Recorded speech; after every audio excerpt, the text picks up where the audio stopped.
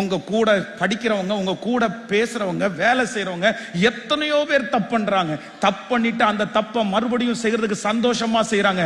ஆனா நீங்க ஒரு தப்பு பண்ணா அந்த தப்பை மறுபடியும் செய்யும் போது உன் மனசாட்சி உறுத்துது இல்ல, உன் மனசாட்சி கஷ்டப்படுத்துது இல்ல.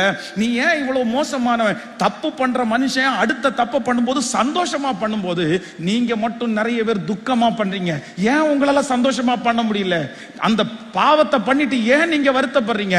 காரணம் என்னன்னா, அவனுக்குள்ள ஆண்டவர் இல்ல, உங்களுக்குள்ள ஆண்டவர் இருக்கிறார். அவன் தெரிந்து கொள்ளப்பட்டவன் அல்ல, நீங்க தெரிந்து கொள்ளப்பட்டவர்கள்.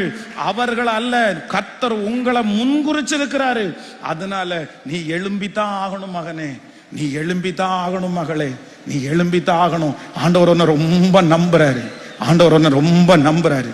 அப்பா நம்புறாரோ இல்லையோ, அம்மா நம்புறாங்களோ இல்லையோ, உன் ஃப்ரெண்ட்ஸ் உன்னை நம்புறாங்களோ இல்லையோ, நீ உன்னை நம்புறியோ இல்லையோ, உன்னை யார் நம்புறான்னா ஆண்டவர் உன்னை ரொம்ப நம்புறாரு.